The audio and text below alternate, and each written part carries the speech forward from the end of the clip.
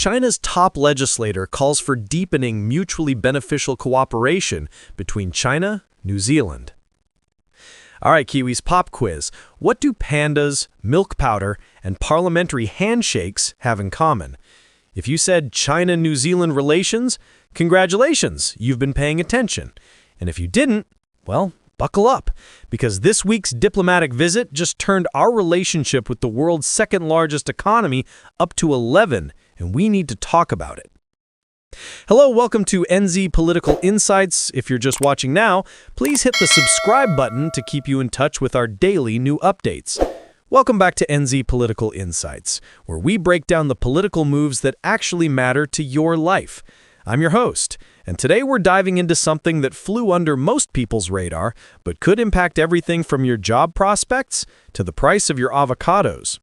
China's top legislator, Zhao Leji, think of him as the Speaker of China's parliament on steroids, just wrapped up a 4-day visit to New Zealand. And folks, this wasn't just a friendly cup of tea and a quick selfie in front of the Sky Tower.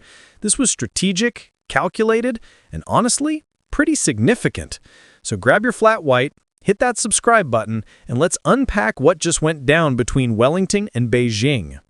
First things first, who exactly is this Zhao Leji character, and why is his visit making diplomatic waves? Here's the deal. Zhao Leji is the chairman of China's National People's Congress Standing Committee. Now, if that sounds like a mouthful of bureaucratic alphabet soup, let me translate. This guy is essentially the third most powerful person in China, right behind President Xi Jinping and Premier Li Qiang. Think of him as China's version of our Speaker of the House, except with significantly more power, influence, and probably a much bigger budget for international trips. When someone at this level hops on a plane to visit our little islands in the South Pacific, it's not just a casual visit, it's a statement. Zhao arrived Wednesday at the invitation of our own Speaker, Gerry Brownlee, and over 4 days, he hit the major spots: Auckland, Wellington, and Christchurch. He met with Prime Minister Christopher Luxon, held formal talks with Brownlee, visited a local farm, because nothing says "I understand New Zealand" like seeing actual sheep, and attended the opening of a memorial museum for Rawiri, a legendary Kiwi who basically pioneered China-New Zealand friendship back in the day.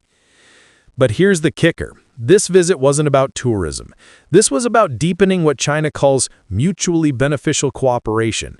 And when a superpower uses those words, you better believe there's substance behind the smiles. Okay, so we've established who visited and why it matters. But what did they actually discuss behind those closed doors in Parliament? Let's break it down. When Zhao met with PM Luxon in Auckland, the conversation centered around one big idea. Our comprehensive strategic partnership is entering its second decade, and apparently it's getting off to a good start. Translation? Both countries are pretty happy with how things have been going, and they want more of it. Zhao laid out China's wish list, and honestly, it reads like a diplomatic greatest hits album. He talked about 1. Consolidating traditional friendship. Basically, hey, we've been mates for a while, let's keep that going. 2. Enhancing understanding and mutual trust. The diplomatic equivalent of saying, let's actually listen to each other instead of just nodding politely. 3. Accommodating each other's core interests and major concerns. And this is where it gets spicy, because core interests is diplomatic code for the stuff we really care about and won't compromise on. 4. Deepening mutually beneficial cooperation in trade, investment, and people-to-people exchanges, aka let's make some money together and maybe throw in some student exchanges and tourism for good measure. And here's what's interesting. Zhao explicitly mentioned promoting trade liberalization and regional economic integration. For a country like New Zealand, which lives and dies by international trade, this is music to our agricultural and export sector's ears. But it's not one-sided. PM Luxon responded with his own points, reaffirming New Zealand's commitment to the One China policy.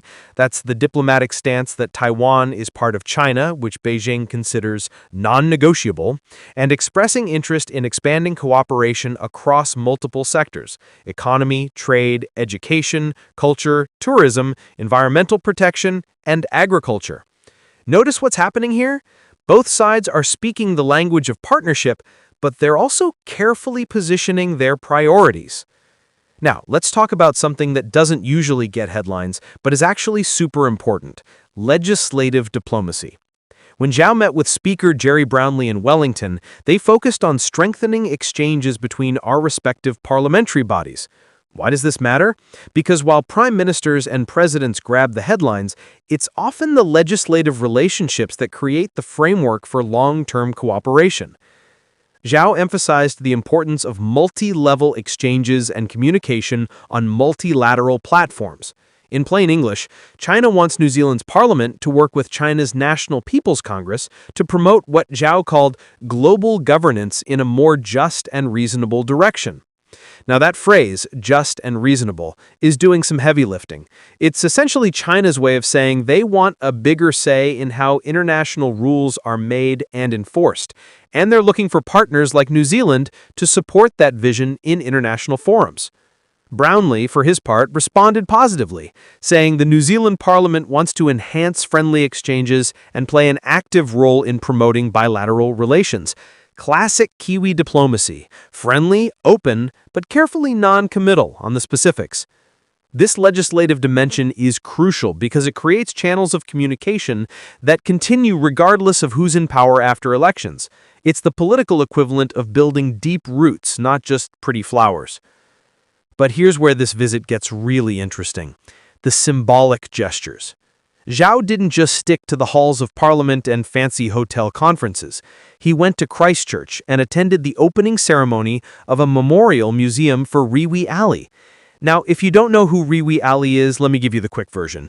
He was a New Zealander who moved to China in 1927 and spent 60 years there, becoming one of the most important bridges between our two countries. He promoted industrial cooperatives, helped Chinese refugees during World War II, and basically became